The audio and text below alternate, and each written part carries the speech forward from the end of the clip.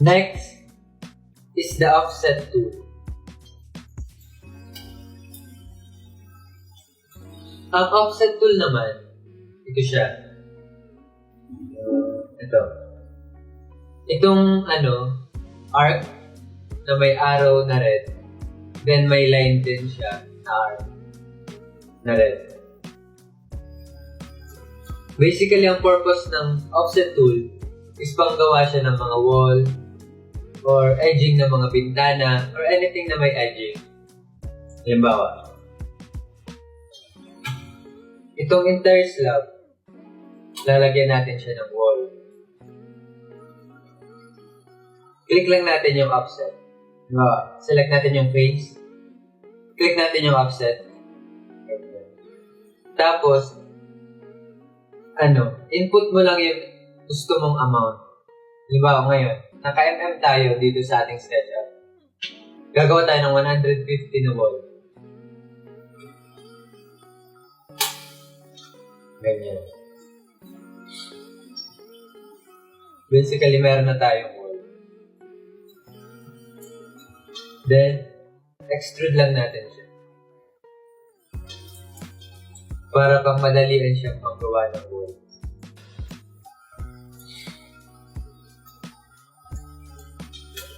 Ang shortcut key pala nitong offset is F. Click nyo lang yung F. Bawa.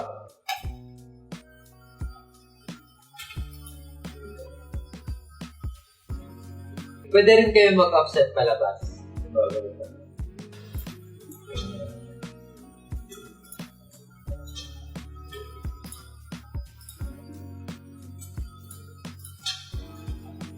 Ganyan siya. Next is protractor tool. Ito siya. Itong kulay yellow. Ang purpose ng protractor tool is panggawa ng angle guide. Halimbawa, gawa tayo ng line for reference point. So, then, click natin tong protractor tool. Click tayo ng point. Then, ganyan. Tapos dito, from red axis, gusto natin ng 35 degree angle. Input lang natin siya, 35.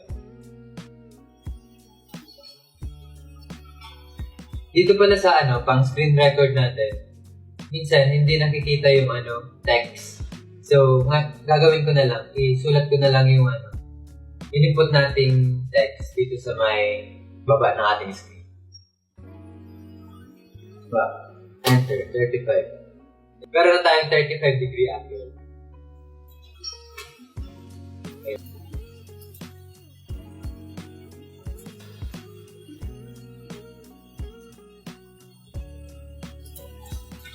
Ganyan. Meron tayong triangle na 35 degree angle. And isa pang purpose nito is determine din siya ng angle. Diba, meron tayo ditong line. Gusto nating malaman kung ilang angle to. Click lang natin itong protractor tool. Then, click tayo dito. Then, click mo yung endpoint. Ayan. Hindi kasi nakakita dito sa ating screen, pero 30 degree yung natin. Yung angle natin dyan. Makikita nyo naman siya pag gumagamit kayo ng SketchUp. Pag nasusundan nyo itong tutorial natin. Next is arc tool. Iba-ibang klaseng mga arc ang magamit natin dito. Meron tayong 3-point arc. Meron tayong 5. Meron tayong 2-point arc. And then, meron tayong arc lang. Click natin to. Click tayo ng point. Papunta tayo dito sa red axis. Yan. Meron tayong arc. Para magkaroon siya ng face, gawa tayo ng line. Yan. Next is 2-point arc. Diba?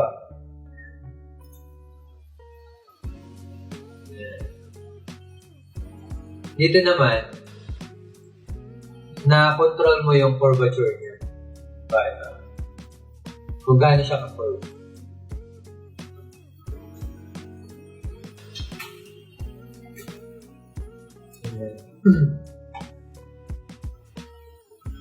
Next, itong 3-point arc.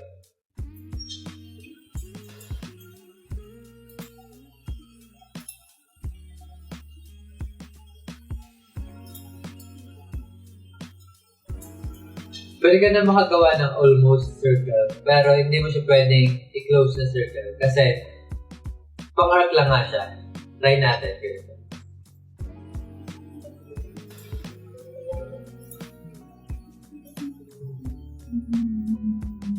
Diba? Hindi siya naka-close na circle.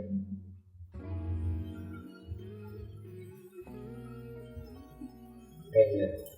Katulad ng lesson 1 natin, itong mga angle-angle na to, pwede natin siyang gawing soft na circle or na arc. Click lang natin itong entire arc. Then, punta tayo dito sa taas. Meron din siyang segment. Yung katulad sa circle natin na lesson. Pwede mo siyang dagdagan yung segment. Gagawin natin 50. Yan. Diba naging soft na siya? Ang shortcut key pala nitong arc is A, letter A sa keyboard. Press nyo lang yung A sa keyboard.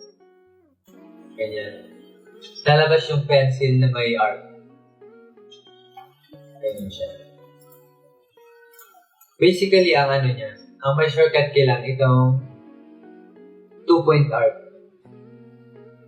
Yung pwede natin i-extrude yung curvature. Ganyan.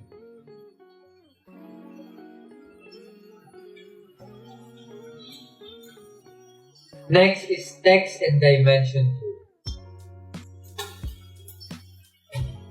Ang purpose naman itong text and dimension tool. First, itong text. Pag gagawa tayo ng mga 3D or kahit anong text dito sa model natin, yun ang purpose nyo. Pero ako, basically, ginagamit ko siya pag kailangan ng 3D text sa model. Katulad nito. Yan. Kung makikita nyo sa script, ipapakita ko. Kaya halimbawa, kung makikita nyo itong Naga City Museum and Library, ang ginamit ko dyan, yung 3D text. Pero usually, ang magagawa nating text dito sa SketchUp is hindi siya curve. Kaya natin siya napagawang curve. Meron tayong ginamit na plugin siya. Sa next video natin, ituturo natin kung ano yung plugin na yun. Next is section pane. Ang section pane is ito siya. Itong arrow na may circle sa loob. Ang purpose ng section pane is panggawa siya ng section cut para makita natin yung interior ng model. Halimbawa, meron tayo ditong sample project. Gusto natin makita yung loob ng second floor and first floor para mapakita natin siya at the same time. Ganito siya. Click lang natin itong section pane. Then, click natin dito. Automatically, may lalabas na ganyang box. Okay lang natin siya. Then, click natin to. Then move.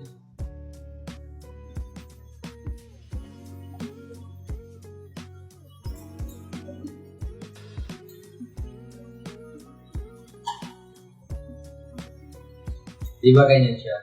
Nakita natin yung niya, stairs, kung saan yung daanan niya.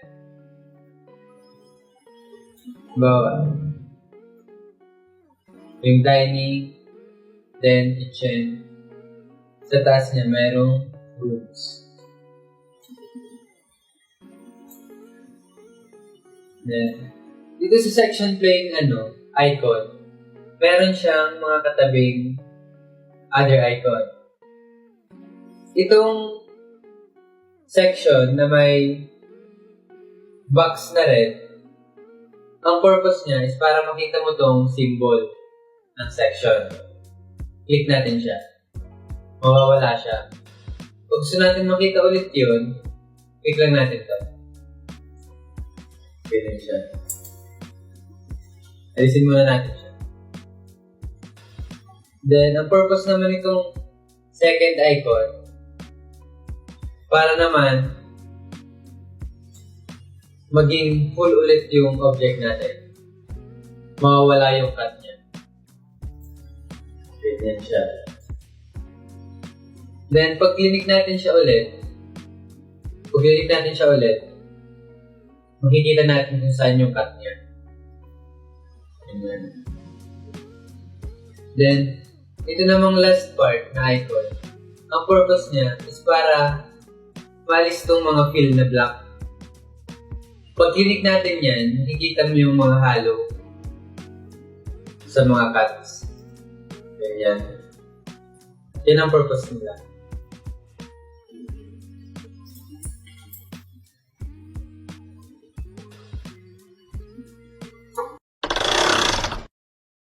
Diyan na muna natin tatapusin tong video natin. Next video, magbibigay tayo ng mga tips and tricks dito sa SketchUp Pro para mas mapabilis natin yung work natin dito. Kasi, mas gusto nga natin mag-save ng time. Kasi time is everything. Time is money. You can turn your time into anything else. Diba? Knowledge, new skills. Kaya dapat mas pahalagaan natin ang time natin. Pag-isipan natin kung saan natin to focus. Kasi once na ang time lumipas na, never natin ito mababalik. So, yun na muna ngayon. See you sa next video.